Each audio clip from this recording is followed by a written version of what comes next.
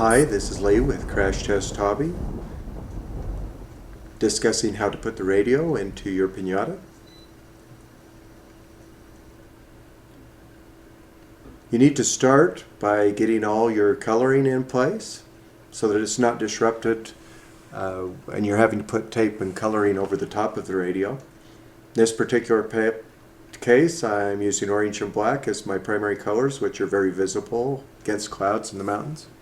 Start by marking your fins as shown, and you can use either an X-Acto knife or a soldering iron and cut. And then I just match up two fins and make a pair. Now you can choose any one of several motors on here. We've seen people fly with the smaller 2812 motor or even a 3530 1700 kV, all of which use the same prop. Now putting the motor mount in place, mark and make sure that your screws are not going to go into the bottom fiberglass spar or the plane will break, and then drill the holes.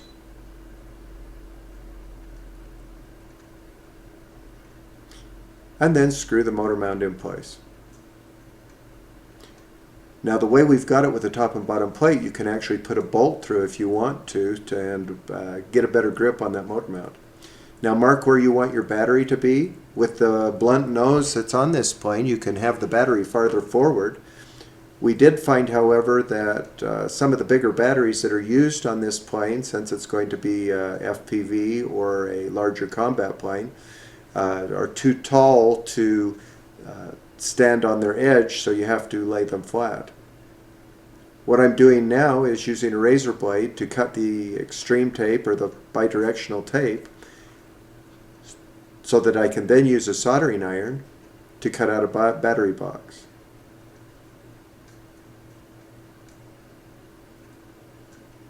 And this is with the full tip. This does not have the wheel color. And then I make some relief cuts so I can just pull the foam out. Using some needle nose, I just pull the foam out and then try the battery in the slot. Not quite deep enough, plus the cord was hitting, so I cut a slot for the cord, and then using a screwdriver just scrape the bottom so that it's all level.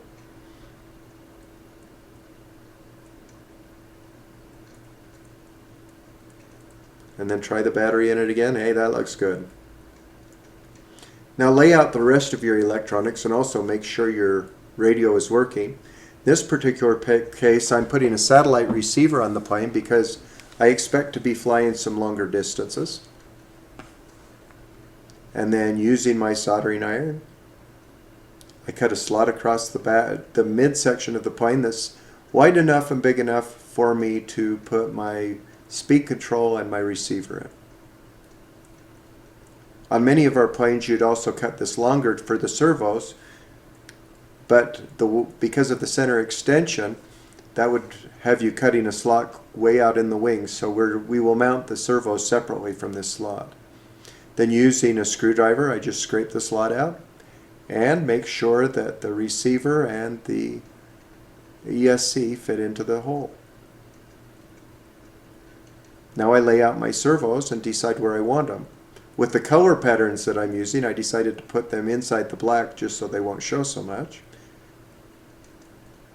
And once I've decided,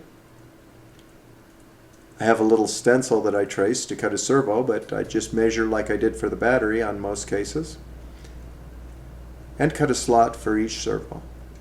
You want the servo to sit deep enough in the wing that just the arm itself is above the surface of the wing. So I cut an extra little depth for the body of the servo, and then each end where the edges come out where you normally would put screws so that they're down deep enough in the foam that the top of that servo is level with the wing. Then making a razor blade slit back to the radio box, I run the wires back in that slit, and later I'll put some tape over that. So what I'm doing here is binding the radio. You can see that my satellite receiver and my main receiver are both flashing, and that they both locked in, and now I can hear both my servos are working. Now I cut a slot so I can put some Velcro through. This is going to hold everything but the servos in place with this strip of Velcro. So I put my battery down, put my speed control in, and my receiver on the end, and I bundle up the servo wires, and they're underneath those things. And I also was checking center of gravity to make sure that I was in the ballpark. And then the Velcro holds everything in place. Let's put the push rods into the servo. I bring this push rod up from the bottom and through so that the push rod's closer to the surface of the wing. And then I put the arms on the servo so they're one click forward. This actually helps you have a more barrel roll, more axle barrel roll when you're flying. And then using my glue gun, I glue the servo in place. Don't fill the servo hole with glue and press the servo into it. Just put it around the top. Make sure you've got enough it can't come out, but if you put the glue underneath the servo, you can't get that servo back out. Now we're going to put in the horns from the elevons. I mark where they are with the push rod and using an X-Acto knife, make a slit where I want those horns to be. And then I punch a hole with the soldering iron, not to make it wide for the horn, but to make a place for glue to ooze up around the horn. Now coming to the bottom, I don't want to be gluing to tape that can peel off, so I punch some holes that are just small holes that I'll glue to. And then using my hot glue gun, I put glue down around the bottom of the horn and squeeze it up the side of the horn and press the horns into place while I burn my fingers on the hot glue. Then I put a little glue down from the top just to make sure that there's enough there that those horns aren't going to come out later. Now we're going to put the easy connectors on. Don't over drill the holes the easy connector is going to go through. Slide the easy connector up the push rod and snap it into the top hole on the elevon horn. On the servo, you want the push rod to be out 2 holes, and on the elevon, you want it up clear at the top so you have maximum leverage. Then I punch a hole with my soldering iron halfway, and then I'm going to take a staple, and that staple is going to be glued down in to keep that push rod from flexing, especially when the servo is pushing the elevon down. So just gluing in there and press that staple down and let it cool. Now to set the right amount of reflux, what I do is I put a ruler on the bottom of the wing and set it up with the bottom angle of the elevon. That's usually fairly close to where you're going to be flying if the plane has proper center of gravity, which is back 6 inches. And make sure everything's tightened in place. Now we're going to check to make sure you have the right amount of throw. Plug everything together, and your elevon should be moving and very secure. When you pull back, both should go up. When you push to the right, your right elevon should go up. When you push to the left, your left elevon should go up.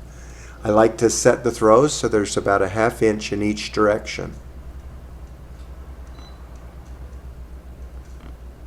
Now pulling back, both go up. Pushing to the right elevon goes up. Pushing to the left elevon goes up. Putting the fins on, I put a piece of the extreme tape through the fin, put goop on the end of the wing, and then tape the fin in place so for the glue to dry. I also wrap a piece of tape around the nose to hold the fin in place. Sometimes that tape yellows with time and it has to be replaced. Balance your plane back 6 inches with everything loaded on the plane. If you need to add some lead, that's something you can do. Taking a picture so that we can. This is the end of video 4. Have fun flying your Pinata. This is Lee with Crash Test Hobby.